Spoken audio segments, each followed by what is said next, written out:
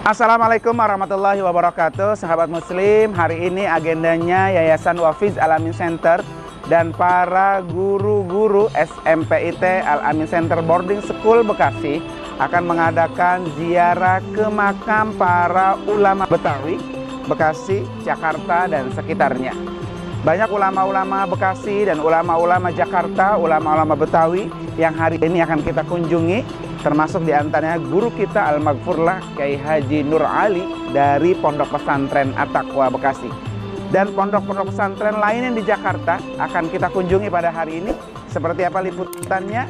Ini dia buat sahabat muslim dan para pencinta Yayasan Wafiz Al-Amin Center.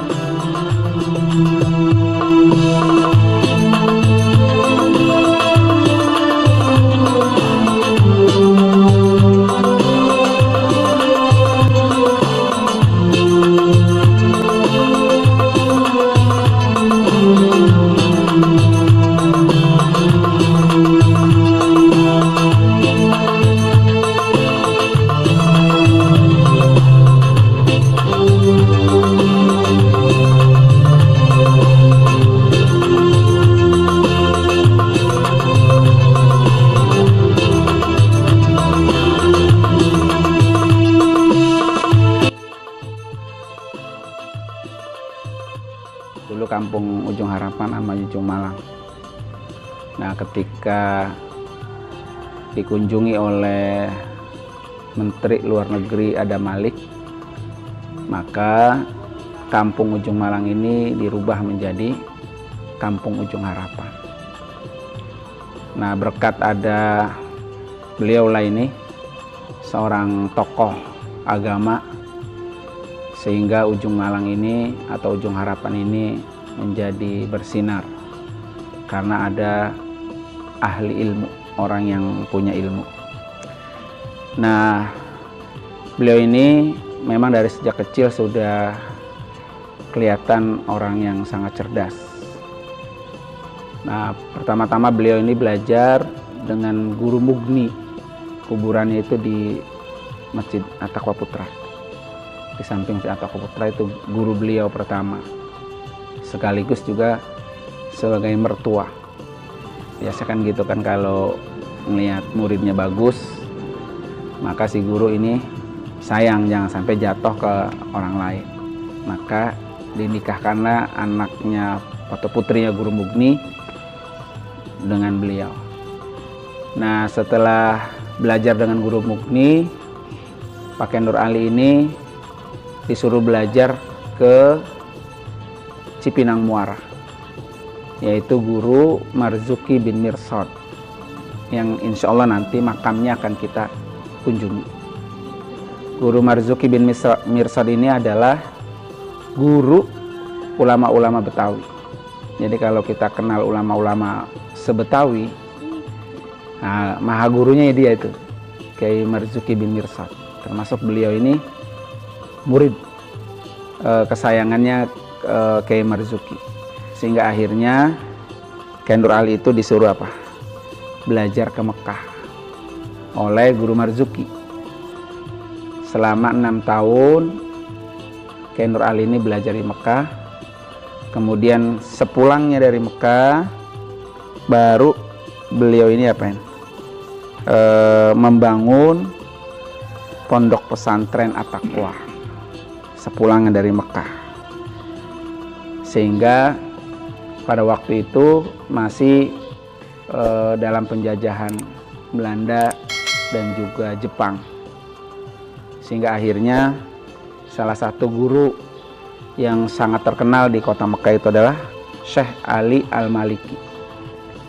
Nah, ketika Kiai Nur Ali pulang ke Indonesia, Kiai Nur Ali itu pamitan dengan gurunya, dan gurunya berpesan, kalau kamu mau mengajar, ya saya ridho dunia akhirat, tapi tidak boleh mengajar atau mengabdi kepada pemerintah.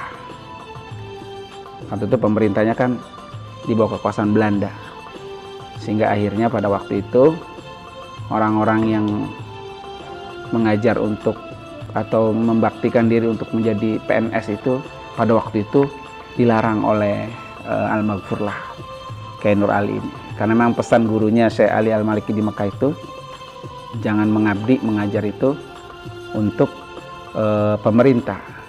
Tapi kalau untuk dunia dan akhirat, ilmu yang diberikan Syekh Ali Al-Maliki kepada Al-Maghfurlah itu, Syekh Al-Maliki ridho ilmunya dimanfaatkan. Maka pada waktu itu Kiai Nur Ali memberikan satu statement bahwa menjadi PNS itu tidak boleh. Ya, pada waktu itu. Yang kita bisa ambil pelajaran kepada beliau ini adalah semangat berjuang melawan penjajah baik Belanda maupun Jepang, sehingga beliau itu dijuluki sebagai singa Kerawang Bekasi. Bisa berziarah ke salah satu ulama terkenal di Jakarta. Beliau ini adalah sahabatnya Al-Maghfurlah Pak Kiai Haji Nur Ali. Di dalam batu nisannya tertulis beliau lahir di Jakarta tahun 1910. Wafatnya pada tahun 1985. Dulu waktu saya masih kecil itu, dakwah beliau itu terkenal melalui siaran radio Asy-Syafi'iyah, dan mungkin salah satu pelopor dari dakwah melalui media. Dan sampai sekarang radio Asy-Syafi'iyah ini masih berkibar sebagai sarana dakwah para murid-muridnya atau para kaum muslimin dan muslimat dengan radio Alaikassalam atau RAS. Nah, salah satu putra-putri beliau ini yang termasuk yang terkenal adalah almarhumah Dr. Randa Tuti Alawiyah. Salah satunya, insya Allah nanti akan kita ziarahi makam daripada Tuti Alawiyah. Nah, beliau ini adalah salah satu pendiri daripada pondok pesantren Asy-Syafi'iyah. Ya, dulu sangat terkenal di Jakarta karena kegigihan dan semangat Kiai Haji Abdullah Asy-Syafi'i.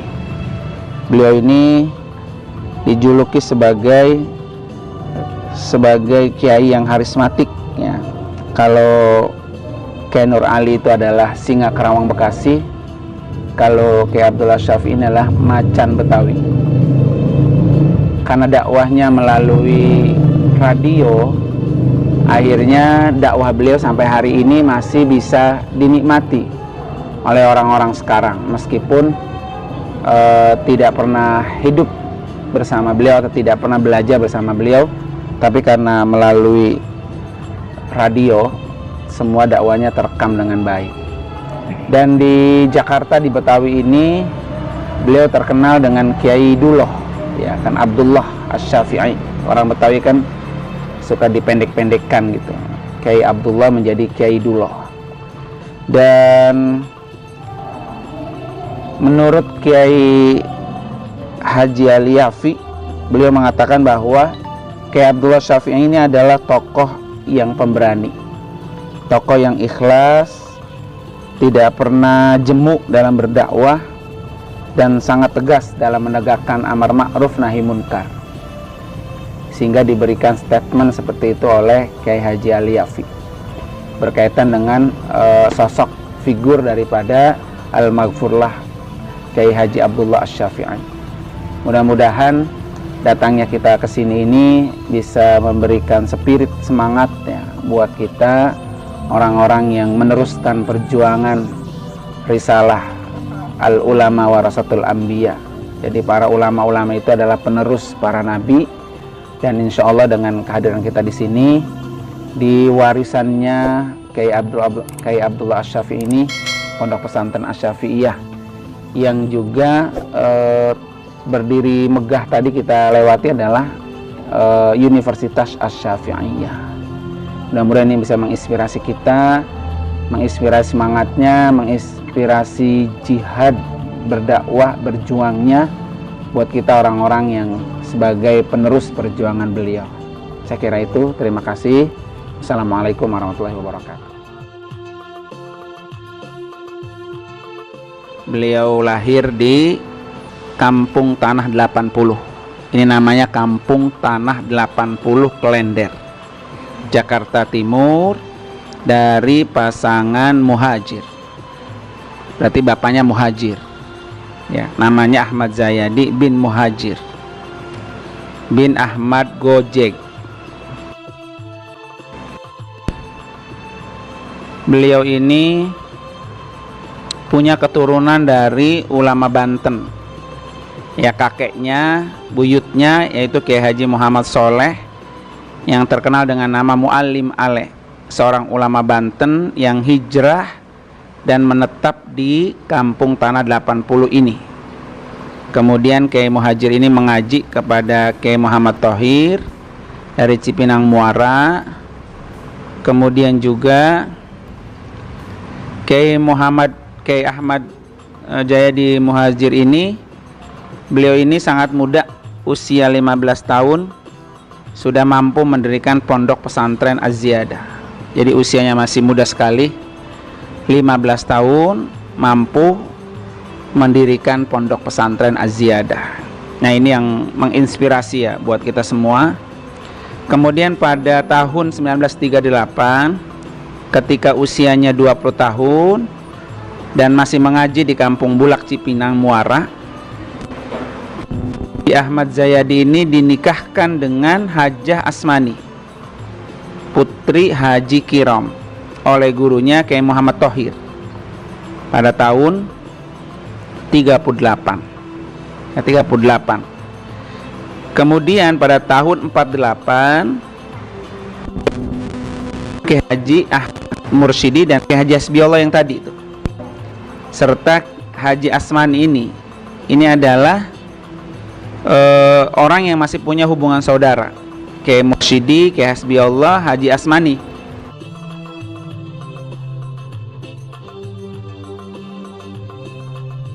Alhamdulillah pada hari ini kita sampai di makamnya Al-Maghfurlah Kiai Haji Hasbiullah bin Haji Muallim Dayar bin Haji Abdurrahman bin Ali Basha bin Jamaluddin. Beliau ini adalah salah satu ulama Betawi yang terkenal pada masanya, dan beliau wafat pada tanggal 24 Rabiul Tsani 1403 Hijriah, bertepatan dengan tanggal 18 Februari 1982 Miladiah, pada usia 78 tahun. Dan beliau dimakamkan di komplek pemakaman keluarga yang berada tepat di belakang Masjid Al-Makmur Klender, Jakarta Timur. Pendidikan beliau di masa kecil, beliau dididik oleh bapaknya sendiri, namun karena kesibukan bapaknya, ia kemudian diserahkan kepada guru Marzuki bin Mirsad di Cipinang Muara untuk meneruskan pendidikannya, memperdalam kitab-kitab kuning sampai guru Marzuki wafat pada tahun 1934. Kemudian Kiai Haji Hasbiullah ini melanjutkan pendidikannya ke Pondok Pesantren Buntet Cirebon yang diasuh oleh ulama karismatik yaitu Kiai Haji Abbas. Kepada Kiai Haji Abbas, beliau ini Kiai Haji Hasbiullah mempelajari ilmu qiraat sab'ah. Selain itu juga beliau mengaji kepada guru Muhammad Thohir Cipinang Muara, menantu guru Marzuki. Sahabat muslim, kemudian Kiai Haji Hasbiullah untuk meneruskan pendidikannya, beliau berangkat ke Mekah.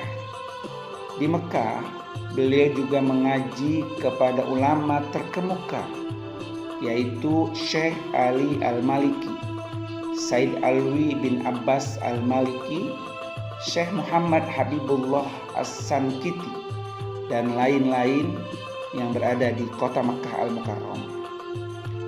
Ia Kyai Hasbiyallah bukan saja sosok ulama yang hanya berkutat pada kitab-kitab kuning, tetapi sosok yang peduli kepada persoalan masyarakat dan bangsanya.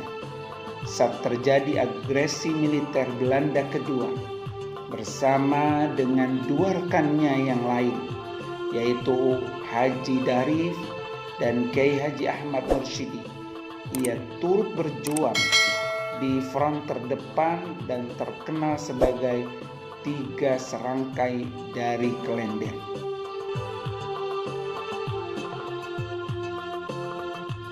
Sahabat Muslim, alhamdulillah pada kali ini kita sampai di makam almarhumah Ibu Hajah Tuti Alawiyah. Nama lengkap beliau adalah Dr. Randa Hajah Tuti Alawiyah binti Kyai Haji Abdullah Syafi'i. Lahir di Jakarta pada tanggal 30 Maret 1942. Meninggal di Jakarta pada tanggal 4 Mei 2016 di usia 74 tahun.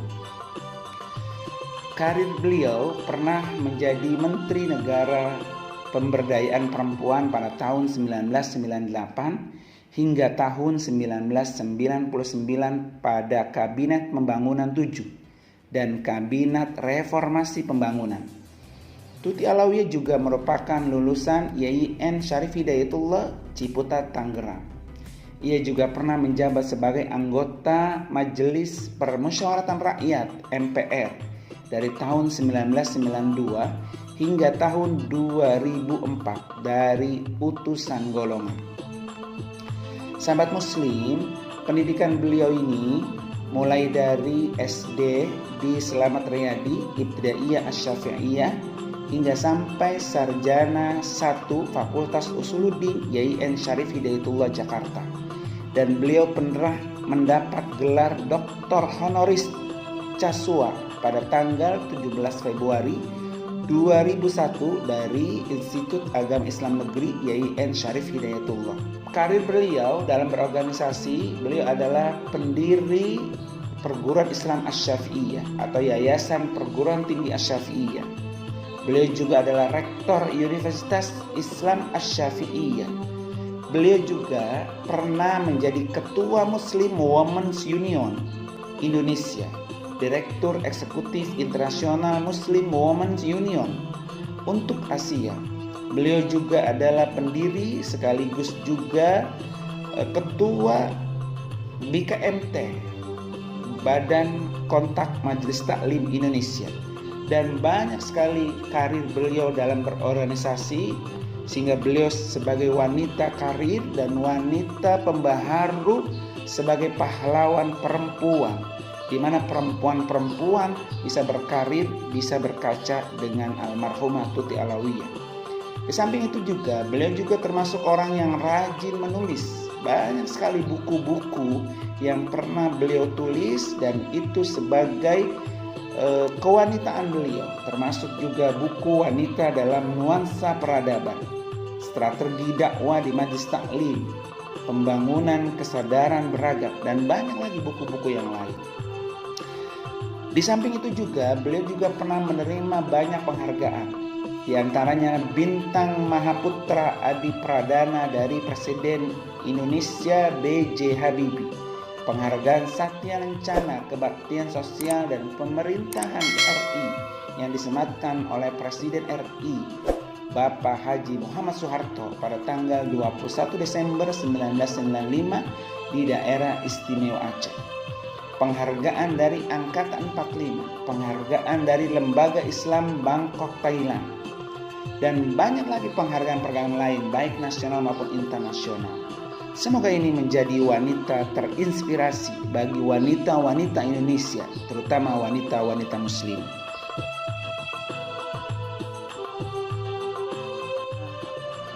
Ulama-ulama yang tadi kita kunjungi, nah ini gurunya di sini.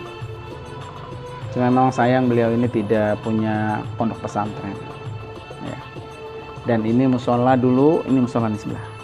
Ini musola tempat beliau mengajar taklim, mengajar murid-murid yang dulu mengaji.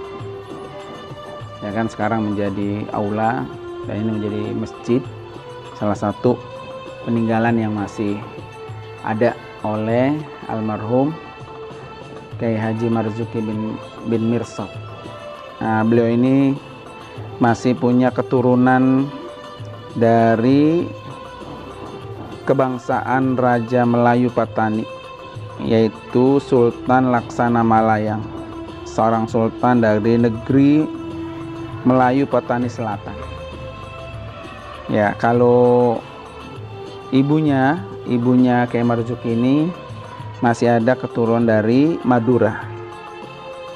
Ya, Maulana Ishak Gresik. Jadi kalau kita ke ziarah ke Sunan Giri, nah, di situ ada Maulana Ishak Gresik, Jawa Timur. Itu keturunan dari ibunya Kiai Haji Marzuki. Makanya beliau ini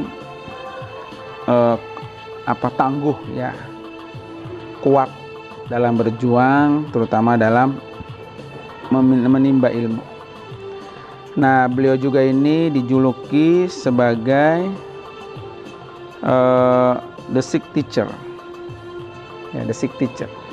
Artinya ada 6 guru yang merupakan kekuatan di dalam berdakwah. Di antaranya adalah Guru Marzuki yang di sini ya, Guru Mansur di Jembatan 5, Guru Mugni di Kuningan, Guru Majid di Pokojan, Guru Khalid di Gondang Dia, dan Guru Mahmud Ramli di Menteng. Nah, pada usia 16 tahun, Guru Marzuki ini diserahkan kepada Sayyid Utsman bin Muhammad, keturunan dari Arab, untuk melanjutkan belajar ke Mekah selama 7 tahun. Jadi memang ulama-ulama terdahulu itu semua rata-rata belajarnya kemana? Ke Mekah. Nah, Guru Marzuki ini bukan disebut muallim. Kalau Kiai Zayadi tadi muallim abuya, tapi kalau beliau ini guru. Nah, guru itu statusnya lebih hormat daripada muallim. Saya kira itu aja ya. Alhamdulillah sahabat muslim, paket ziarah ulama Betawi yang diselenggarakan oleh Yayasan Wafiz Alamin Center dan guru-guru SMPIT Alamin Center Boarding School pada hari ini berjalan dengan lancar, dan kita akhiri ziarah kita ini pada kali ini yaitu ke makam Al-Maghfurlah Asy-Syaikh Kiai Haji Marzuki bin Mirsad. Beliau inilah salah satu tokoh gurunya para ulama-ulama Betawi. Dan disinilah tempat di mana beliau berdakwah dan beraktivitas di Jalan Masjid Al-Marzukiyah, Kelurahan Cipinang Muara. Dan alhamdulillah kita bisa mengambil beberapa ibroh dari ulama-ulama Betawi yang kita ziarahi. Semoga ini bermanfaat buat kita semua, dan tentunya kita mendapatkan semangat dalam berdakwah dan berjihad serta mengamalkan ilmu yang telah kita miliki. Dan selamat juga buat para sahabat muslim yang mengikuti kegiatan kita pada kali ini, dan mohon dimaafkan kalau jika ada banyak kekurangannya. Insya Allah kita akan ketemu lagi pada lain waktu dan kesempatan yang akan datang. Terima kasih. Wassalamualaikum warahmatullahi wabarakatuh.